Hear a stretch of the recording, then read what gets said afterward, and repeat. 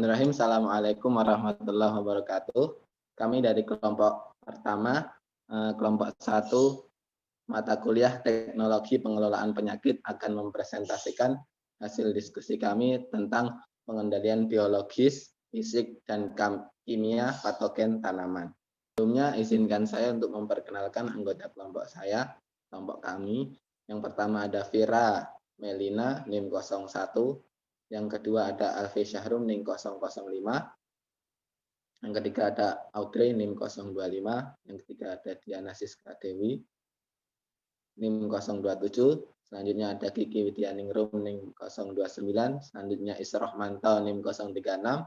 Selanjutnya Siska Ayu, NIM 039. Dan yang terakhir Ahmad Hasanul Fahmi, NIM 041.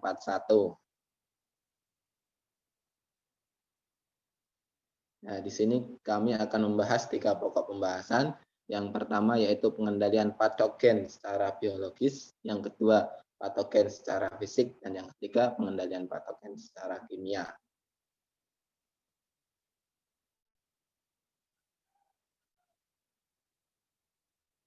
Ya, sebelumnya penyakit adalah sesuatu yang menyebabkan gangguan pada tanaman sehingga tanaman tidak mampu bereproduksi atau mati secara perlahan-lahan.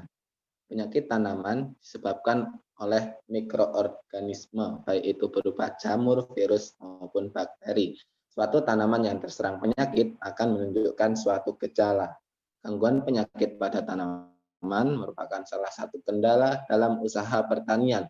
Keberadaan penyakit merupakan faktor yang mengaruhi pertumbuhan tanaman dan pembentukan hasil. Serangannya pada tanaman mendadak dan dapat bersifat eksplosif atau meluas hingga dalam waktu yang relatif dapat mematikan seluruh tanaman dan menggagalkan panen.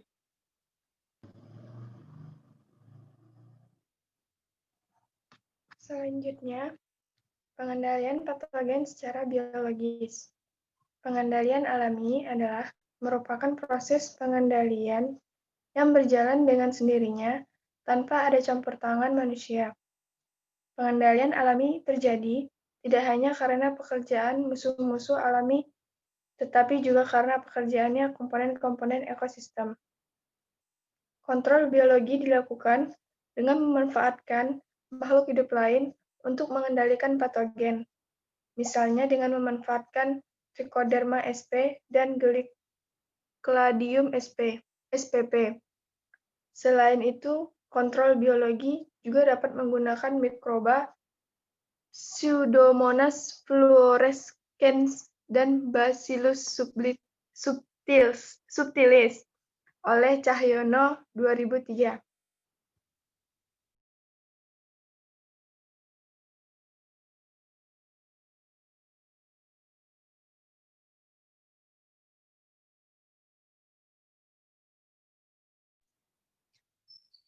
Untuk yang selanjutnya yaitu pengendalian patogen secara biologis. Banyak keuntungan dan kerugian penggunaan agensia hayati dalam pemanfaatannya untuk mengatasi penyakit tanaman. Agensia hayati berfungsi menekan populasi patogen sehingga berakibat pada perbaikan pertumbuhan tanaman. Agensia pengendali hayati pada perakaran tanaman sangat unik karena keterkaitannya dengan eksudat akar. Pada lingkungan tanah, posisi agensia hayati sebagai penyeimbang antara tanaman dan patogen. Agensia hayati berpengaruh terhadap tanaman, patogen, serta lingkungan. Selanjutnya.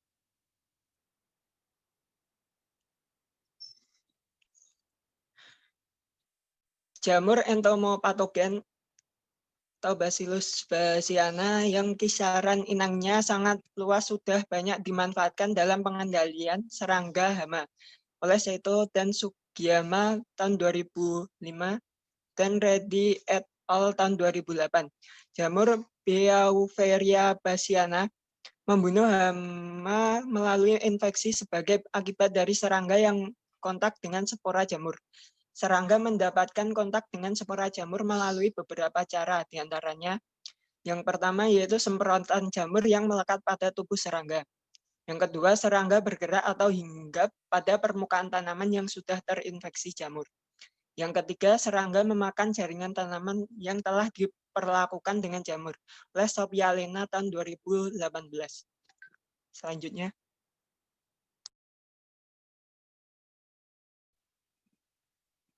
Selanjutnya adalah pengendalian patogen secara fisik. Menurut Zailani, pengendalian OPT tanaman secara fisik ialah pengendalian OPT dengan cara mengubah faktor lingkungan fisik, seperti suhu, kelembaban, dan lain-lain sedemikian. Sedemikian sehingga kembali OPT. Dasar pemikirannya,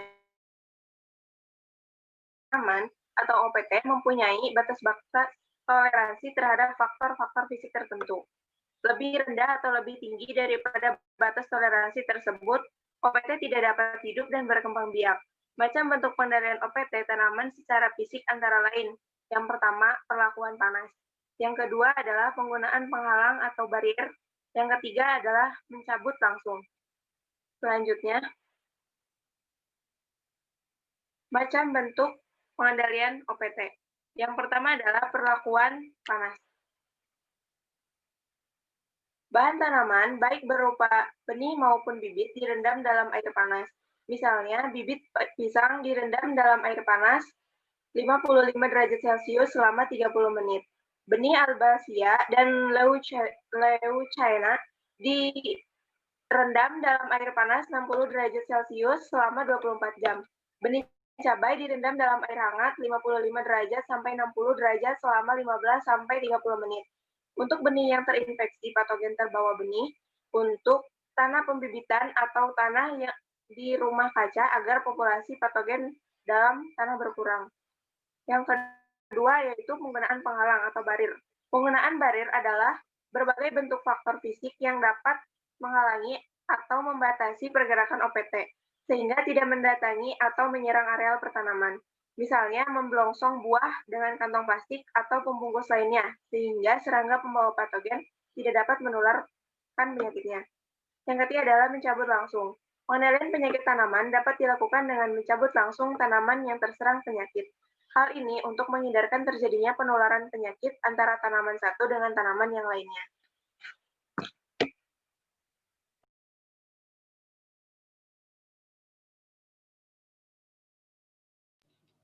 Selanjutnya, pengendalian patogen secara kimiawi. Pengendalian secara kimiawi merupakan pengendalian dengan menggunakan zat kimia. Pengendalian ini bisa dilakukan dengan penyemprotan zat kimia pada bagian tumbuhan. Pengendalian ini sering dilakukan oleh petani. Oleh karena itu, pengendalian secara kimiawi sering dimasukkan ke dalam langkah pemberantasan penyakit. Penggunaan pestisida kimia merupakan usaha pengendalian yang kurang bijaksana jika tidak diikuti dengan tepat penggunaannya, tepat dosis, tepat waktu, tepat sasaran, tepat jenis, dan tepat konsentrasi. Keadaan ini yang sering dinyatakan sebagai penyebab ledakan populasi suatu hama. Karena itu, penggunaan pestisida kimia dalam pengendalian penyakit perlu dipertimbangkan dengan memperhatikan tingkat serangan hama ekonomi, pengaruhnya terhadap lingkungan dan kesehatan manusia serta hewan.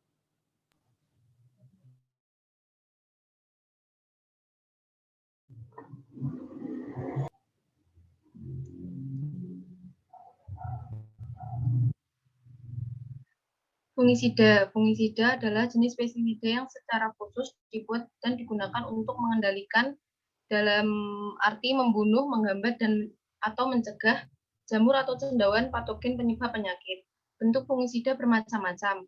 Ada yang berbentuk tepung, cair, gas, dan butiran. Aplikasinya dilakukan dengan menyemprotkan langsung ke tanaman, injeksi batang, pengocoran pada akar, perendaman benih, dan pengasapan atau fumigan. Fungisida dapat bersifat fungisidal, fungistatik, atau genestatik.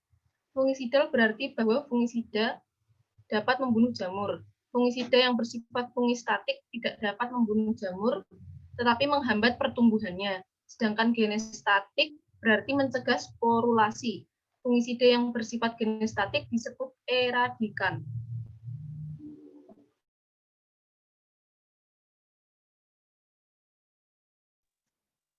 Selanjutnya, macam-macam fungisida. Fungisida protektan. Fungisida protektan mencegah terjadinya infeksi dan mode of action-nya terjadi di luar badan tanaman. Yang kedua itu fungisida sistemik. Fungisida sistemik terserap masuk ke badan tanaman, dapat terangkut merata dan membunuh patogen yang sudah masuk ke dalam badan tanaman. Yang terakhir itu ada fungisida kontak. Fungisida kontak adalah fungisida yang hanya bekerja pada bagian yang terkena semprotan saja, atau hanya pada bagian yang kontak langsung dengan larutan fungisida.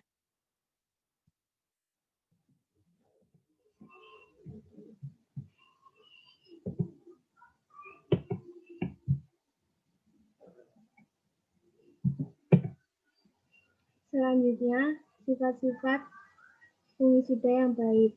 Yang pertama, meracuni patogen sasaran, tidak meracuni tumbuhan, tidak meracuni manusia, ternak, ikan, dan sebagainya, tidak meracuni tanah dan lingkungan termasuk jasad renik, murah dan mudah didapatkan, tidak mudah terbakar, dapat disimpan lama tanpa menurun mutunya, tidak merusak alat-alat, mudah disiapkan dan dipakai, dapat merata dan melekat kuat pada permukaan badan tanaman, serta yang terakhir aktif dalam waktu yang tidak terlalu lama agar tidak banyak meninggalkan residu pada hasil pertanian dan kurang mencemari lingkungan.